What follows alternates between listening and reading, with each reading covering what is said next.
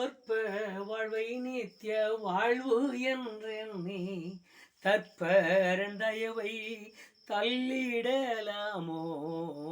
அற்ப வாழ்வை நித்திய வாழ்வு என்றெண்ணி தற்பரந்தயவை தள்ளிடலாமோ? நினையாத நேரம் மரணம் சந்தித்தாள், நித்தியத்தை எங்கு நீ கழிப்பாய்? நினையாத நேரம் மரணம் சந்தித்தால், நித்தியத்தை எங்கு நீ கழிப்பாய்? வாசலண்டை நின்று ஆசையாய் தட்டும் நேசர் இயேசுவுக்கொன் உள்ளம் திறவாயோ? வாசலண்டை நின்று ஆசையாய் தட்டும் நேசர் இயேசுவுக்கொன் உள்ளம் திறவாயோ? ஆண்டவராகிய இயேசு கிறிஸ்துவின் இணையற்ற நாமத்தினாலே தேவ சமூகத்தில் மறுபடியும் சந்திப்பதற்கு அவர் கொடுத்த கிருபைக்காக அவருக்கு சகல கனமும் துதியும் மகிமையும் உண்டாகட்டும். இன்றைக்கும் கூட ஆவியானவர் நம்மோடு கூட இணைந்திருந்து நம்முடைய உள்ளங்களை அவர் தமது பக்கமாய் திருப்பத்தக்கதான கிரியை செய்வாராக. 2 கொரிந்தியர் 3:18 வசனத்தை இன்றைக்கு நம்முடைய நினைவிலே கொண்டு அவைகளை பற்றிய சில காரியங்களை தேவன் நம்மை இடத்தில் எதிர்பார்க்கிற அந்த சம்பவங்களையும் நாம் மறுபடியும் நினைவு கூறுவதற்கு கர்த்தருடைய ஆவியானவர் நம்மோடு கூட இடைப்படுவாராக.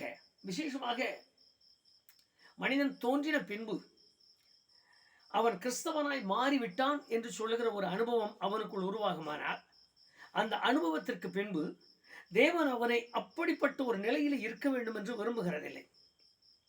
வந்த இப்படியே அல்லது ரட்சிக்கப்பட்டு விட்டால் ரட்சிக்கப்பட்ட நிலையிலே இல்லை. உனக்கு என்னப்பா மனம் திரும்புத, ரட்சிப்பு இருக்க, ஞானசானம் வாங்கிட்டேன், அங்கே அதே போல அப்படி வந்துட்டும் போயிட்டோம், இப்படியே உன்னுடைய காலத்தை கழித்து கொண்டு என்று சொல்லுகிறதில்லை. அப்போஸ்தலனாகிய பவுல் சொல்லும் பொழுது 2 கொரிந்தியர் 3:18 வசனத்தின் கடைசி பாகத்தை நம்முடைய நினைவிலே கொள்ளுங்கள். அவர் எழுதியிருக்கிற அந்த வார்த்தை, மகிமைக்கு மேல் மகிமை அடைந்து மறுரூபப்படுகிறோம் என்று எழுதியிருக்கிறார். படுவோம் என்பதோ அல்லது ஏற்கனவே நாம் அதை பற்றுக்கொண்டு இருக்கிறோம் அல்லது அனுபவித்துக் கொண்டிருக்கிறோம் என்றோ எழுதாமல் அவர் எழுதின வார்த்தை மறுரூபமாக்கப்படுகிறோம் என்று எழுதினார். ஒவ்வொரு நாளும் ஒரு கிறிஸ்தவ வாழ்க்கை என்பது, தேவனுடைய பிள்ளைகளை சார்ந்த அனுபவம் என்பது ஒரு புதுமையான மாற்றத்திற்கு உரியதாய் மாற வேண்டும் என்று தேவன் விரும்புகிறார்.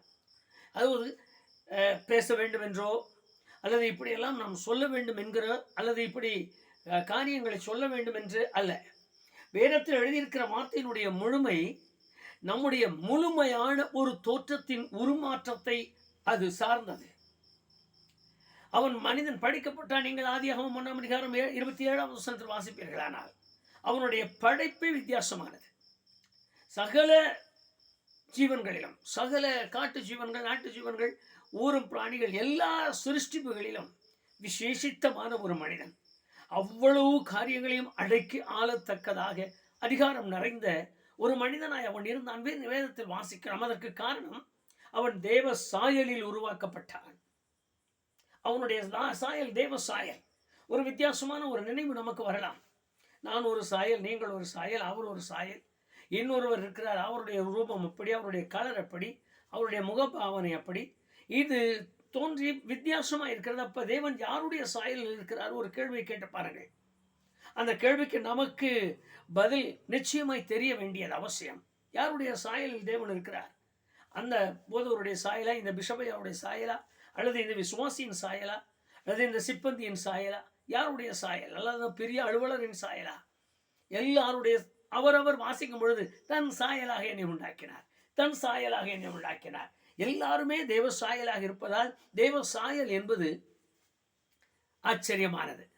அதனால் எசையா தீர்க்கதரிசன புஸ்தகத்திலே தீர்க்கதரிசி அவர் கேட்டார், என்ன யாருக்கு ஒப்பிடுவீர்கள்? எந்த சாயலுக்கு என்னை ஒப்பிடுவீர்கள் என்றார். கர்த்தருக்கு மகிமை உண்டாகட்டும், நாம் பின்னொரு நாளில் பார்க்கலாம். எனக்கு இருக்கிற இந்த நிலையில் இந்த சாயலில் உண்டாக்கப்பட்ட தெய்வ மனிதன், நீங்கள் அப்படி சங்கீதம் 8:5 வருவீர்களானால் அவனுடைய சாயலின் தோற்றம், அவனுடைய கனத்தை குறித்து எழுதியிருக்கிறார். தேவன் அவனை கனத்தினாலும் மகிமையினாலும் முடிசூட்டினாரா. ஆச்சரியமான வார்த்தைகள் தான் இவைகள். கனத்தினாலும் மகிமையினாலும் முடிசூட்டினார். முடிசூட்டப்பட்ட இந்த மகிமையின் கனம் ரோமர் 3ஆம் அதிகாரம் 23வது வசனத்தில் திருப்புவீர்களானால் அங்கு வித்தியாசமாய் காணப்படுகிறது. மனிதன் எத்தகைய சாயலுக்குள் இருந்தானோ அந்த சாயலை இழந்து விட்டான் என்று எழுதியிருக்கிறது. அதே புலம்பல் 2ஆம் அதிகாரம் 1வது வசனத்தை வாசிப்பீர்களானால் அங்கு எழுதின வார்த்தை இன்னும் கொஞ்சம் வித்தியாசம். தேவன் வானத்திலிருந்து அவன் மகிமையை தள்ளி போட்டார் என்று எழுதியிருக்கிறது. தேவன் மனிதனுடைய மகிமையை தள்ளி போட்டதால், மனிதன் மகிமைக்கு உரியவனாய் வாழாததால், அவன் சிருஷ்டிக்கப்பட்டது, அவன் உண்டாக்கப்பட்டதின் நோக்கத்தை எல்லாம் அவன் அறியாமல் வாழ்ந்ததால், தேவனுக்கு உரிய மகிமையை அவன் இழந்து போனதால் இன்றைக்கு மனிதன் வெறுமையாக்கப்பட்டான். அந்த சாயலுக்கு மறுபடியும் அவனை கொண்டு வர வேண்டும் என்பதற்காகத்தான் தன்னுடைய சாயல், தன்னுடைய ரூபத்தை எல்லாம் இழந்தார். நீங்கள் வேதத்தில் வாசிக்கும் பொழுது இயேசு கிறிஸ்து அதரிசனமான தேவனுடைய தற்ஸ்வரூபம் என்று எழுதியிருக்கிறது. இன்னும் வேதத்தில் வாசிப்பீர்களானால் தேவனுடைய சாயலாய் இருக்கிற கிறிஸ்து என்று எழுதியிருக்கிறது. ஆச்சரியமான காரியங்கள். தேவனுடைய சாயலாகவே இருக்கிற, தேவனுடைய சாயலுக்கு ஒப்பாய் இருக்கிற, தேவனுடைய சாயலின் நிலையாய் இருக்கிற தமது மகனை பிலிப்பியரின் புஸ்தகத்தில் வாசிப்பீர்களானால் பாவ மாம்சத்தின் சாயலாக்கினார், அடிமையின் ரூபமாக்கினார். அவர் அப்படிப்பட்ட ஒரு மனுஷ சாயலாக்கினார். இந்த சாயல் எதற்காக என்றால், மறுபடியும் என்னை தமது சாயலுக்கு ஒப்பாய் கொண்டு போவதற்காக. ரோமர் 8ஆம் அதிகாரம் 29ஆம் வசனத்தை வாசித்து பாருங்க. ஏத்தியான வேத வசனம். தேவனுடைய குமாரனின் சாயலுக்கு ஒப்பாய் இருக்கும்படி முன்குறித்தாராம். ஆம், கர்த்தருக்கு மகிமை உண்டாகட்டும். மறுபடியும் மறுபடியும் என்னை தேவனுடைய சாயலின் மகிமைக்கு ஒப்பாய் இருக்கும்படி அவர் முன்குறித்தாராம். இப்படி முன்குறித்து அவர் தெரிந்து கொண்டு எங்கோ எங்கோ தெரிந்து எப்படியோ வாழ வேண்டிய, எங்கோ சுற்றி கொண்டிருக்க வேண்டிய, எந்த நிலையிலோ அழுது புலம்பிக் கொண்டிருக்க வேண்டிய நிலைமையில் இருக்கிற ஒரு சூழ்நிலையை மாற்றி ரட்சிப்பின் அனுபவத்திற்கு கொண்டு வந்து நல்ல ஒரு சபையை கொடுத்து, கையில் அருமையான வேதத்தை கொடுத்து, பாடி துதித்து ஸ்தோத்தரித்து இந்த வேத புஸ்தகத்தில் இருக்கிறவைகளை கடைபிடித்து இதற்கு ஏற்றது போல வாழ வேண்டும் என்று தேவன் விருப்பம் உள்ளவராய் ஒரு இடத்திலே நம்மை அமர்த்தினார். அவருக்கு துதிக்கான மகிமை உண்டாகட்டும். ஆனால் இன்றைக்கு அதை தெரிவதில்லை. பாரம்பரியம் சில தேவனுடைய மகிமையை தடுக்கிறது. பழக்க வழக்கங்கள் எல்லாம் அவனை தடுத்து நிறுத்துகிறது. அவனுடைய சுயம், அவனுடைய சுயத்தின் எண்ணங்கள், சுயத்தின் காரியங்கள் எல்லாம் தேவனுடைய சாயலுக்கு ஒப்பா இருக்க வேண்டியவனை அந்த சாயலுக்கு விடாமலே தடுக்கிறதை நம்முடைய அனுபவத்தில் நாம் அறிந்திருக்கிறோம். ஆனால் இப்பொழுது வேதத்தை வாசிக்கலாம். ஒவ்வொரு நாளும் மகிமைக்கு மேல் மகிமை அடைந்து எழுதியிருக்கிறது. அது ஆச்சரியமான ஒரு காரியம். ஒரு மனிதன் ஒரு நாளில் இருக்கிறது போல இன்னொரு நாளில் இருக்கக்கூடாது என்பது தேவனுடைய நோக்கம். மனிதன் என்பதை விட கர்த்தருடைய மனுஷன், கர்த்தருடைய பிள்ளை, தேவனை அறிந்து கொண்ட பிள்ளை நேற்று போல இன்று இல்லை. இன்றைக்கு வித்தியாசமான ஒரு கிருபை. சங்கீதத்தில் தாவீது எழுதினார், காலைதோறும் புதிய கிருபை. இந்த புதிய கிருபையை பெறுவதால் வேறொரு மகிமை என்னை மூடி மறைக்கிறது. வேறொரு மகிமை ஒரு அடுக்கு என் மேல் இருக்கிறது. ஒரு அடுக்கு மேலே நான் நிற்க வேண்டியவனாய் நிற்கிறேன். கர்த்தருடைய பிள்ளைகளுக்கு இன்றைக்கு யோசிக்க வேண்டிய, சிந்திக்க வேண்டிய கட்டாயத்தில் நிற்கிறோம். எங்கோ போய்விட்டோம். மகிமைக்கு மேல் மகிமை அடைந்து கொண்டு போக வேண்டிய மனிதன் மகிமைக்கு கீழாக இறங்கிக் கொண்டே இருக்கிறான். தான் தேவனோடு பேச வேண்டியவன் இன்றைக்கு பேசுவதில்லை. பிசாசுகளை துரத்த வேண்டியவன் இன்றைக்கு துரத்துவதில்லை. நோய்களை சுகமாக்க வேண்டிய ஒரு கர்த்தருடைய மனுஷன் இன்றைக்கு எந்த நோய்களும் அவனையே வாட்டி வதைக்கிறது. தேவனுடைய சமூகத்திலே காத்திருந்து அவரிடத்திலிருந்து வார்த்தைகளை வாங்கி கொடுக்க வேண்டிய ஒரு மனிதன் இன்றைக்கு யாராயிலும் சொல்லுவார்களா என்று எதிர்பார்க்கிறான். மகிமை மேலே ஏறிக்கொண்டு போகிறது என்று பவுல் எழுதினார். ஆனால் இன்றைக்கு மனுஷன் தேவ மகிமைக்கு கீழே இறங்கி கொண்டு வருகிறான். அடுத்து கீழே கீழே. இப்ப ஏறக்குறைய எல்லாம் சினிமா பாட்டுக்குள் அடங்கி இருக்கிற ஒரு தோரணைக்கு வந்திருக்கிறதை நாம் அறிந்திருக்கிறோம். அந்த அளவுக்கு இப்பொழுது மகிமை எல்லாம் இறங்கி கீழே போயிருக்கு. எத்தனை ஆயிரம் பரிசுத்தவான்கள் தங்கள் இரத்தத்தை சிந்தினார்கள். எத்தனை ஆயிரம் பரிசுத்தவான்கள் தங்கள் முழங்கால்களை முடக்கினார்கள். எத்தனை ஆயிரம் பரிசுத்தவான்கள் தங்கள் மனைவியை இழந்து, பிள்ளைகளை இழந்து, தன் குடும்பத்தை கண்ணில் பாராமல் பிரிக்கப்பட்டவர்களாய் மாறி தங்களுடைய எல்லாவற்றையும் இழந்து, நம்ம எல்லாருக்கும் தெரிந்த சம்பவங்கள் தான். தன் தலையில் இருக்கிற தொப்பியிலே கஞ்சி வாங்கி குடித்து இந்த பரிசுத்தத்தை காத்துக்கொண்டு இந்த மகிமையை நமக்கு அறிவித்த அருமையான பரிசுத்தவான்கள் எல்லாம் இன்றைக்கு கண் எதிரே இல்லாமல் போய்விட்டார்கள். அவர்கள் அடைந்த மகிமையின் மேல் மகிமை, மகிமையின் மேல் மகிமை. அவர்களுடைய தன்மைகள் இன்றைக்கு தேவனுடைய ஜனங்களிடத்தில் மிக குறைவு என்று தாராளமாக என்னால் சொல்ல முடியும். அருமையான கர்த்தருடைய பிள்ளையே, நான் தெரிந்து கொள்ளப்பட்டதை நோக்கம், நான் ரட்சிக்கப்பட்டதை நோக்கம், ஒரே ஒரு பெரிய விசேஷம். இன்றைக்கு இருக்கிறதை பார்க்கலாம், நாளைக்கு நான் ஒரு மகிமை உள்ள ஒரு கர்த்தருடைய மனுஷனாய் காணப்பட வேண்டும். இன்றைய விட நாளை. நீங்கள் அப்படியே கொஞ்சம் எகிப்துக்கு வாங்க. ஒரு நாள் போனார், எங்க ஜனங்களை விடுங்க ஏன்னு கேட்டார். விட மாட்டான்னு சொன்னா உனக்கு அடையாளம் காட்டுறன் பாம்பாக்குனாங்க. அடுத்த முறை போனாங்க, தண்ணியை ரத்தமாக்குனாங்க, கடல் தண்ணியை ரத்தமாக்குனாங்க. அடுத்த முறை போனாங்க, விடுறையா இல்லையான்னு கேட்டாங்க. அடுத்த முறை பேன், அடுத்த முறை வண்டு, அடுத்த முறை தவளை. நீங்க அப்படி கொஞ்சம் கொஞ்சமா அந்த அந்த சம்பவங்களை மாத்திரம் எண்ணி பாருங்கள். மகிமைக்கு மேல் மகிமை. ஒவ்வொரு நாளும் புது புது வல்லமை, புது புது மகிமை, புது புது அடையாளங்கள், புது புது அற்புதங்கள், புதுமையான தெய்வ கிருபைகள் அவனை சூழ்ந்து கொண்டே இருந்தது அதிகாலத்து மக்கள் மேல். இன்றைக்கு பவுல் அதை எழுதுகிறார். நீ மகிமையின் மேல் மகிமை அடைய கடமைப்பட்டவனாய் அழைக்கப்பட்டிருக்கிறாய். நீ மகிமையின் மேல் மகிமை அடைய வேண்டும் என்கிற கட்டாயமுள்ளவனாய் அழைக்கப்பட்டிருக்கிறாய். கர்த்தருக்கு மகிமை உண்டாகட்டும். அதிலும் விசேஷமாய் அந்த வார்த்தைக்கு கீழே பாருங்க. இன்றைக்கு இருக்கிற இந்த நிலை நாளைக்கு என்னில் இல்லை. நான் வித்தியாசமாய் காணப்பட வேண்டுமா? நான் தேவனிடத்திலிருந்து பெற்றுக்கொள்கிறது வித்தியாசமாய் இருக்க வேண்டுமா? தேவனிடத்திலிருந்து அனுபவிக்கிறது வித்தியாசமாய் இருக்க வேண்டுமா? தேவனோடு நெருங்கி பழகுகிற அனுபவங்கள் வித்தியாசமாக இருக்க வேண்டும். என் விசுவாசம் கொஞ்சம் வித்தியாசமாய் மாற வேண்டும். என் நம்பிக்கை வித்தியாசமாய் மாற வேண்டும். நாளுக்கு நாள். ஆனால் இன்றைக்கு கர்த்தருடைய பிள்ளைகளின் வாழ்க்கையில் இன்றைக்கு கொஞ்சம் சந்தோஷமா இருப்பாங்க. நாளைக்கு வாயை சப்பி செலுப்பாக ஒரு இடத்துல உட்காந்துருவாங்க. ஏப்பான்னு கேட்டால் என்ன செய்கிறது, எல்லாம் தலையெழுத்து. எல்லாம் அன்றைக்கி வாங்கிட்டு வந்த வரம், ஆண்டவங்கிட்ட வாங்கின வரம். ஐயா, வரத்தையும் தலையெழுத்தையும் சொல்கிறதுக்கு நான் இல்லை, வரத்தையும் தலையெழுத்தையும் மாற்றி ஒரு மேன்மையை பார்க்க நான் இருக்கிறேன். எசேக்கியா ராஜாவை பாருங்கள். என்னையா செய்யட்டும், முடிஞ்சது, என் விதி முடிஞ்சதா? இவ்வளவுதானா? இல்லை, முடிக்கல. இன்னும் 15 வருஷம் இருக்கு. அடுத்த ஒரு மகிமை. தேவனுடைய பிள்ளைகளுக்காக அடுக்கடுக்காய் வைத்திருக்கிறார் தேவன் மகிமையை அனுபவிக்கும்படியாக.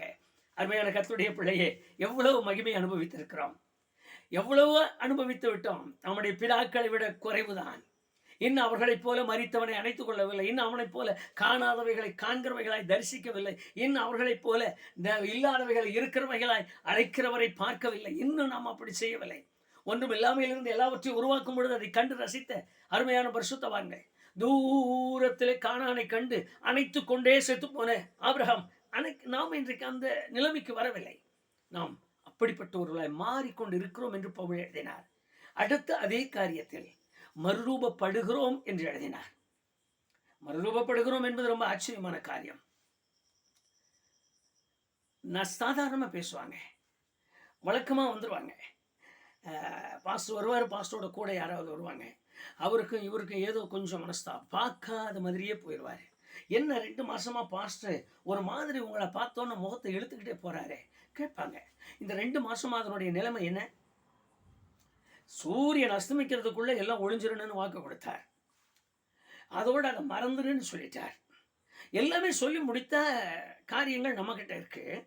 நான் காட்ட வேண்டிய காரியம் மறுரூபத்தின் சாயலை காண்பிக்கணும். ஆனால் நான் காட்ட வேண்டிய காரியம் 2 மாசமா இன்னும் அப்படியே இருக்காரு, 3 மாசமா அப்படி இருக்காரு, நான் 2 வருஷமா கூட அப்படியே இருக்கலாம். அது கூட இந்த குடும்பத்தில் வாழ்க்கை நடத்துகிற அம்மாமார் ஐயாமார் இருக்காங்கல்ல, கொஞ்சம் பிணக்கு வந்துட்டாலே போதும் 3 நாளைக்கு பேச மாட்டாங்க. அப்படி போயிடுவாங்க, இப்படி போயிடுவாங்க, அங்கே வருவாங்க. இதை என்ன பார்த்தா போதும். சாயல் எவ்வளவு நாளாக அப்படி இருக்கு. வேதத்தில் எழுதியிருக்கு, மகிமைக்கு மேல் மகிமை அடைந்து மறுரூபப்படுகிறோம் என்று எழுதியிருக்கிறது. இன்னைக்கு படுகிறோம், மறுரூபப்பட்டிருக்கிறோம் என்று எழுதினால் அந்த மறுரூபம் அல்ல, இது இந்த மறுரூபம். உரி பிடித்தது போல இருக்கணும், கோபக்கணையாவே நிற்கணும், முறைச்சுக்கிட்டே நிற்கணும். அவர் ஒரு வார்த்தை சொன்னால் இவர் இன்னொரு வார்த்தையை திருப்பி சொல்லணும். அவர் ஒரு சந்தர்ப்பத்தை காட்டினா நாம் ஒரு சந்தர்ப்பத்தை காட்டணும். அவர் ஒன்றை செய்தால் நான் ஒன்றை சொல்லணும். உங்களுக்கு ஒரு முறை ஒரு சம்பவத்தை நான் கேள்விப்பட்டேன். பிரசங்கியார் ஏறி பிரசங்கித்து கொண்டு இருக்கும் பொழுது இந்த எலியாவும் அந்த ராஜாவும் பேசி கொண்டிருந்த சம்பவம் தெரியும். ஒருவரை ஒருவர் சந்தித்தார்கள். மழை வராத காலத்தில் ரொம்ப நெருக்கடிப்பட்டு இருக்கிற அரசன், ரொம்ப வேகமான மூர்க்கத்தோடு கூட வானத்தை அடைத்த கர்த்தருடைய மனுஷன், 2 பேரும் ஒருத்தர் ஒருத்தர் சந்திக்கிறாங்க. சந்திக்கும் போது அந்த ராஜா சொல்றாரு, இஸ்ரவேலை கலங்க பண்ணினவன் நீ அல்லவா? அதுக்கு எலியா சொல்றாரு, இஸ்ரவேலை கலங்க பண்ணினவன் நான் அல்ல, நீயும் தகப்பன் வீட்டாரும். இந்த காரியத்தை பிரசங்கத்தில் எடுத்திருக்காரு பெரிய போதகர். இஸ்ரவேலை கலங்க பண்ணினவன் நீ, சின்ன போதகர் பண்ண குட்டி கலாட்டாவை சொல்லி நீதான் சொல்லியிருக்கார். அந்த பார்ட் முடிஞ்சோடனே அடுத்த வாரத்தில் அவர் எழுந்து சங்கீதம் படிக்கிறவர் ஆரம்பிச்சிட்டார். இஸ்ரவேலை கலங்க பண்ணினவன் நான் அல்ல, நீயும் உன் வீட்டாரும். இந்த பிரசங்கத்தை அப்படி அவர் ஆரம்பித்தார். நீங்கள் இந்த காரியத்தையெல்லாம் கொஞ்சம் அப்படி கவனமாக பாருங்க. வேதத்தில் எழுதியிருக்கிறது, என்னில் ஒரு மறுரூபம் காணப்பட வேண்டும், என்னில் ஒரு சாயல் வித்தியாசமாய் வர வேண்டும். நேற்று நான் இப்படி இருந்தேன், இன்றைக்கு அப்படி அல்ல, வேறு விதமாய் மாறிவிட்டேன். நேற்று நான் கொஞ்சம் நேரம் தான் முழங்காலில் நின்று, இன்றைக்கு நான் அதிக நேரம் தேவனோடு பேசினேன். நேற்றை விட இன்னைக்கு 2 நிமிஷம் கூடி இருக்கு. நான் வித்தியாசமான கொஞ்சம் சாயல் கேட்கிறேன். நேற்று நான் அப்படிதான் இருந்தேன். நேற்று நான் மூர்க்க வெறியோடு தான் இருந்தேன். நேற்று கடிச்சு உதறலான்னு தான். ஆனால் இன்னைக்கு அப்படி இல்லை, அமைதி ஆயிட்டேன். என்னுடைய சாயல் மாறி இருக்கு, என்னுடைய பேச்சு மாறி இருக்கு, என்னுடைய வார்த்தை மாறி இருக்கு, என்னுடைய அனுபவங்கள் மாறி இருக்கு, என்னுடைய சூழ்நிலைகள் மாறி இருக்கு. நான் எடுக்கிற காரியங்களில் எல்லாம் எனக்கு எதெல்லாம் ஆகாததாய் தெரிகிறதோ அவைகளெல்லாம் நான் பொறுமையோடு நின்று பார்க்கிற ஒரு சாயலுக்கு வந்து விட்டேன்.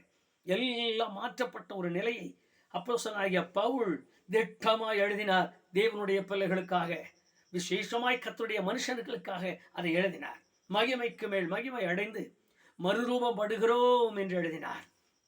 என்னை கேட்டுக்கொண்டிருக்கிற என் அன்பு சகோதர சகோதரிகளே, எந்த அளவிற்கு தேவனோடு மறுரூபத்தின் சாயலுக்குள் நிற்கிறோம், எந்த அளவுக்கு அவரோடு கூட நெருங்கி நிற்கிறோம்.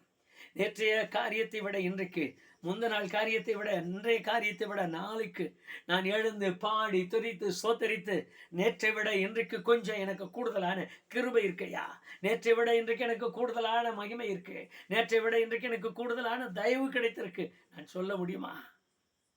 அப்படிப்பட்ட ஒரு காலத்தை தேவன் எதிர்பார்க்கிறார். இன்றைக்கே முழங்காலில் என்று சொல்லுங்க, ஐயா மகிமைக்கு மேல் மகிமையும் நான் பார்க்கணும். அதோடு என்னுடைய அனுபவத்தில் ஒரு மறுரூபத்தின் தன்மையையும் தினந்தோறும் நானும் என் குடும்பத்தாரும் நான் என் பிள்ளைகளும் பார்க்கணப்பா. அப்படிப்பட்ட ஒரு மகிமைக்கு, அப்படிப்பட்ட ஒரு கிருபைக்கு என்னை நடத்தி செல்லும் என்று சொல்லி ஜெபத்தோடு கூட அவருடைய கையில் கொடுக்கலாமா? நல்ல பிதாவே, உம்முடைய முகத்தை திரும்ப பார்க்க தந்த கிருபைக்காக உமக்கு நன்றி சொல்லுகிறோம். வேதத்தை திறந்தோம், எங்களுக்கு முன்னோடியாய் காணப்பட்ட உம்முடைய தாசனாகிய பவுல் எழுதிய அந்த சத்திய வார்த்தைகளை நாங்கள் வாசித்தோம். தினந்தோறும் ஒரு மகிமை அடுக்கடுக்கா எங்கள் மேல் நாங்கள் ஏறி கொண்டு போக வேண்டும், மகிமையை நாங்கள் அனுபவித்துக் கொண்டு போக வேண்டும். அது எங்கள் மேல் விழுந்த கடமை என்று. அதோடு எங்களுடைய சாயல் ஒரு மறுரூபத்தின் சாயல், வித்தியாசமான வேறுபாடான, மற்றவர்களை விட, அதுவும் மற்றவர்கள் என்று சொல்வதை விட நேற்றை விட உம்மோடு பழகுகிற விதத்தில், நேற்றை விட உம்மோடு ஐக்கியப்படுகிற விஷயத்தில், நேற்றை விட ஆவிக்குரிய ஜீவியத்தில், நேற்றை விட ஆவிக்குரிய காரியங்களில் நான் வித்தியாசமாய் காணப்பட வேண்டும். நேற்று இருந்தது போல, முந்த நாள் இருந்தது போல என்னுடைய பழக்க வழக்கங்கள், என்னுடைய பாரம்பரியங்கள் எல்லாம் இல்லை. ஆண்டவரே, இவைகளெல்லாம் மாற்றப்பட்டு நான் தெய்வீகம் நிறைந்தவனாய் நிற்க எங்களுக்கு கிருபை தாரும். என்னோடு கூட உம்முடைய சமூகத்தில் இவைகளை கேட்டுக்கொண்டிருக்கிற உம்முடைய பிள்ளைகளையும் இந்த மகிமைக்குரியவர்களாய் மாற்றித்தாரும். மாத்திரமல்ல, இந்த மறுரூபத்தின் சாயலுக்குரியவர்களாய் அவர்கள் மாறட்டும். இந்த சாயல் ஒவ்வொரு நாளும் ஒவ்வொரு பொழுதும் உம்முடைய பிள்ளைகளின் வாழ்க்கையில் வெளிப்பட்டு கொண்டே இருக்கட்டும். மற்றவர்கள் பார்க்கும் பொழுது அவர்களை பார்த்து வித்தியாசமாய் காணட்டும், வேறுபட்ட நிலையில் காணட்டும்.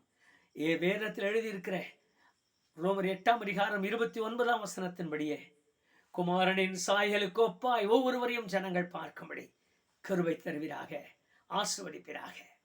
இயேசு கிறிஸ்து என்னும் இணையற்ற நாமத்தினாலே தாழ்மையாய் ஜெபிக்கிறேன் பிதாவே, ஆமென். தமது குமாரனின் சாயலுக்கு ஒப்பாய் இருக்க வேண்டும் என்று தெரிந்து கொண்டு அழைத்து மீட்டெடுத்த பிதாவாகிய தேவன் உங்களை அந்த சாயலுக்கு ஒப்பாகவே வாழத்தக்கதானே கிருபைக்குள் நடத்துவாராக. ஆமென், ஆமென்.